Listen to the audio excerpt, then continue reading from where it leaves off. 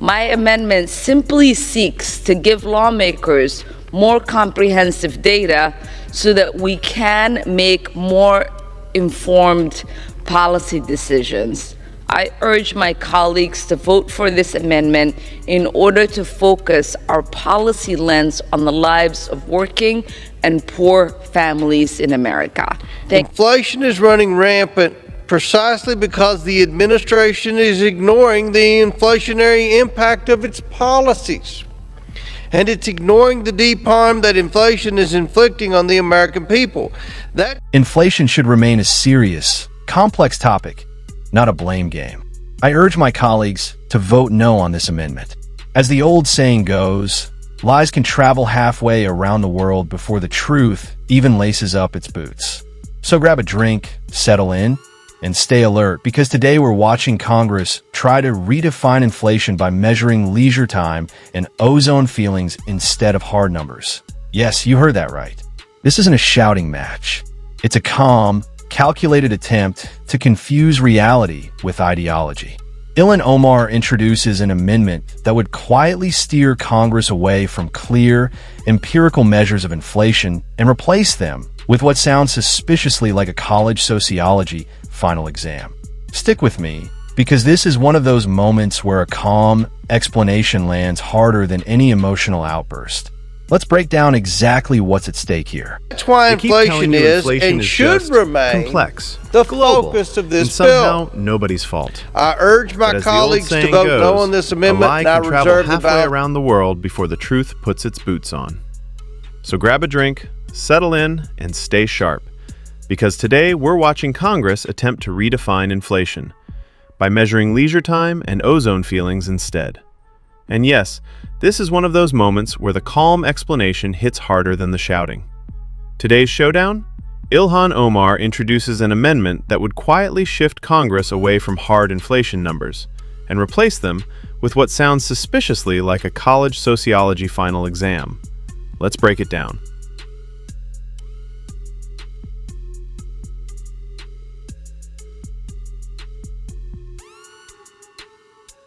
Report 118-4. For what purpose does the gentlewoman from Minnesota seek recognition? Speaker, I have an amendment at the desk. The clerk will designate the amendment. Amendment number 11, printed in House Report number 118-4, offered by Ms. Omar of Minnesota.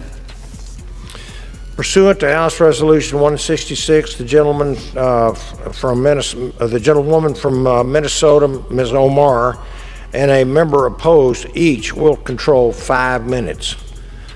The chair recognizes the gentlewoman for unsafe.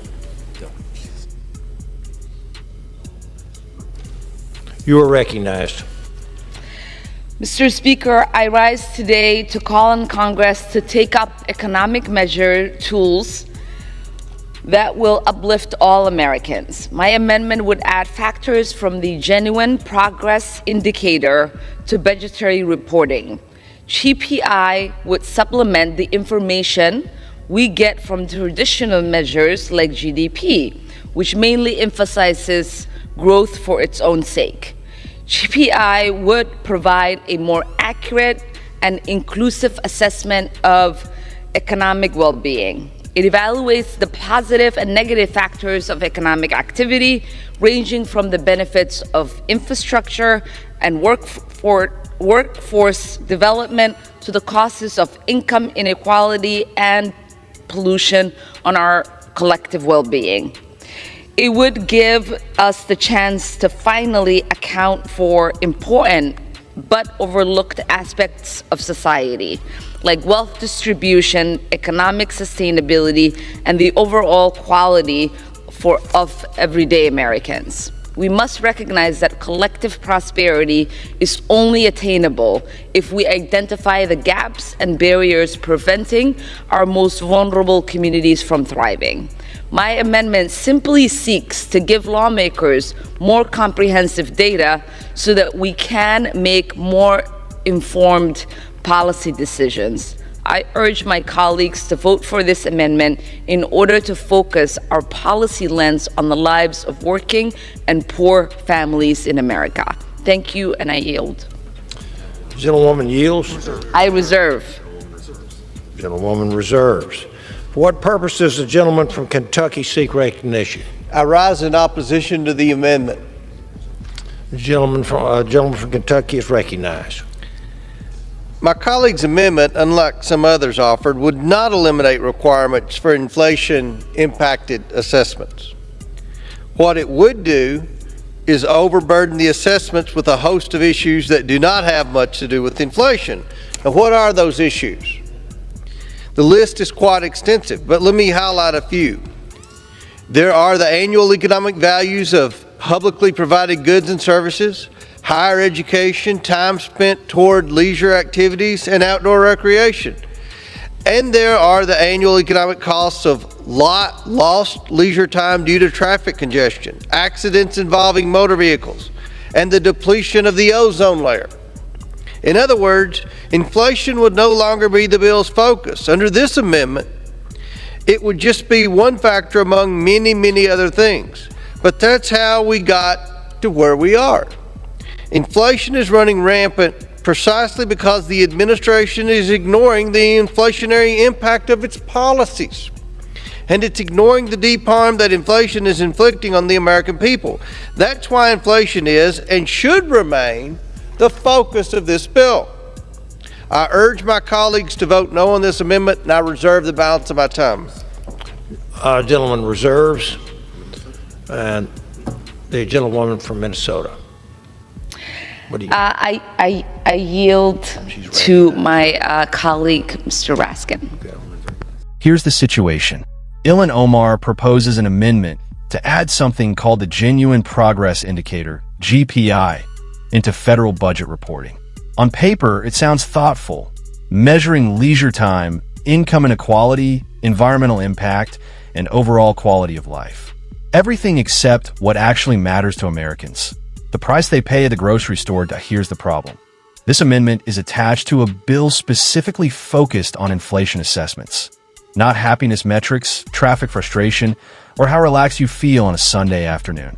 And that's where things start to unravel. Enter the Republican from Kentucky.